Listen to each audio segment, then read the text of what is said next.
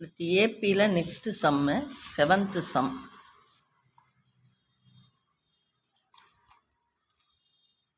Three numbers. Find three numbers in AP. Find three numbers in AP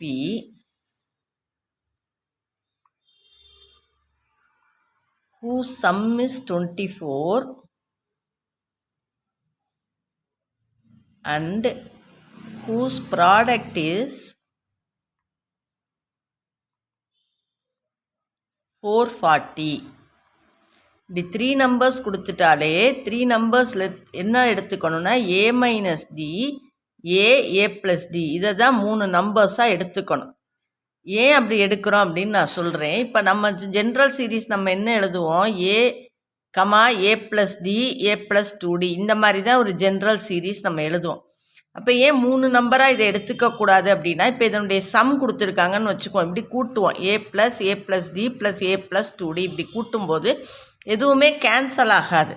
அப்போ உங்களுக்கு some problem solve பண்ணுறது ரொம்ப TDS ஆயிரும். அதனால நம்ம என்ன பண்ணுறோம், இப்போ ஏ ப்ளஸ் டி இதுக்கு முன்னாடி உள்ள நம்பர் என்னவாக இருந்திருக்குன்னா ஏ மைனஸ் டியாக இருந்திருக்கும். இதுக்கு முன்னாடி உள்ள நம்பர் டி கம்மியாக தானே வருது, ஒவ்வொரு டி கம்மியாக வருது. இப்படி ரிவர்ஸில் பாருங்கள், இது 2D இது 1D இதில் டிஏ இல்லை, இதில் மைனஸ் டி.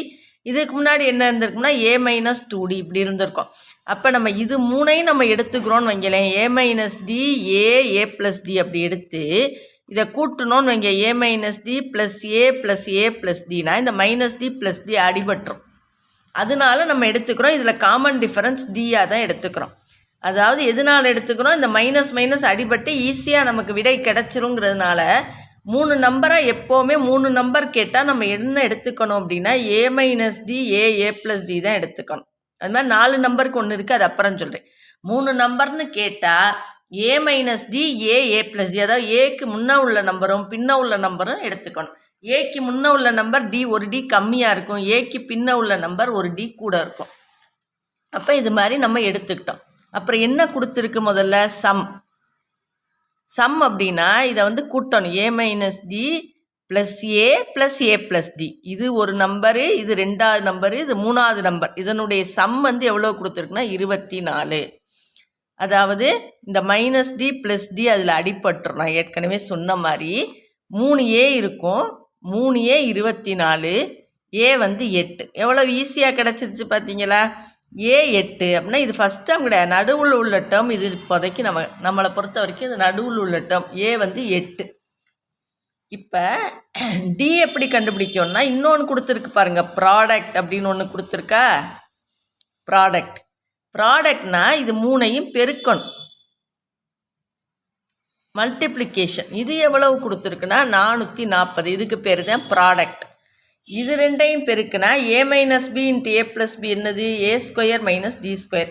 இந்த ஏயை முதல்ல எழுதிக்கிட்டு இது ரெண்டையும் பெருக்கி ஏ ஸ்கொயர் மைனஸ் டி ஸ்கொயர்னு எழுதணும், அல்ஜிப்ரிக் ஃபார்முலா. ஏன்னா A plus B into A minus B என்னது, A square minus B square. 440.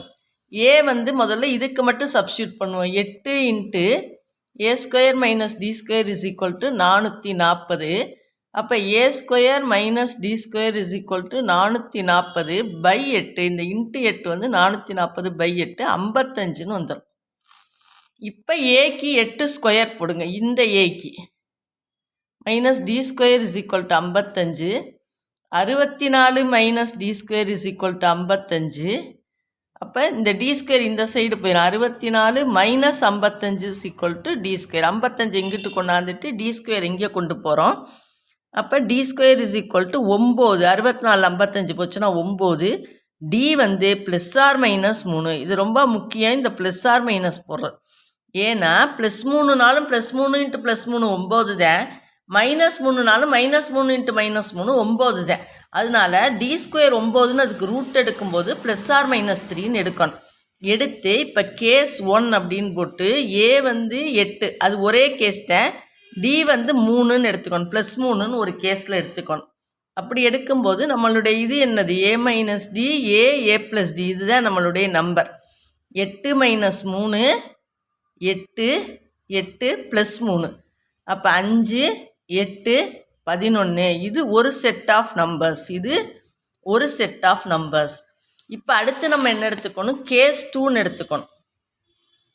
Case 2ல் ஏ 8 தான், ஆனால் டி வந்து -3. அப்போ நம்மளுடைய இது என்னது? A minus D A plus D. 8 minus of D -3. A வந்து 8 ப்ளஸ் ஆஃப் -3. டிக்கு பதிலாக -3 போடணும்.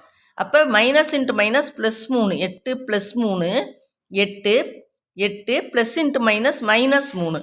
அப்போ 11 8 5. இது செகண்ட் செட் ஆஃப் நம்பர்ஸ்.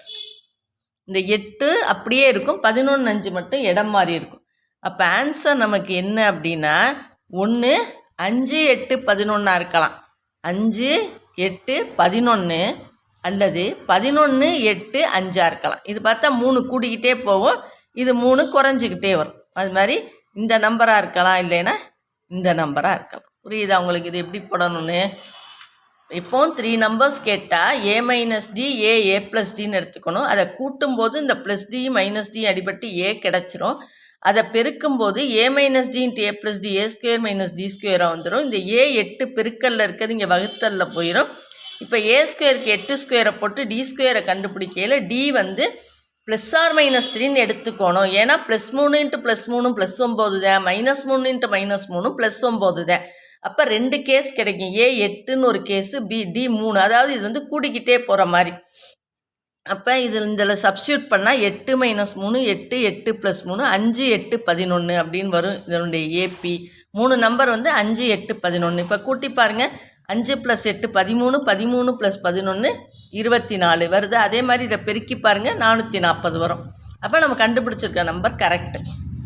அல்லது டி -3ன்னு எடுத்துக்கிட்டோம்னா இந்த டிக்கு பதிலாக -3, இந்த டிக்கு பதிலாக -3, minus into minus +3 plus into minus -3. இப்போ ரிவர்ஸில் வரும். 5 8 11ன்னு வந்திருக்காது, 11 8 5ன்னு ரிவர்ஸில் வரும். இவ்வளோ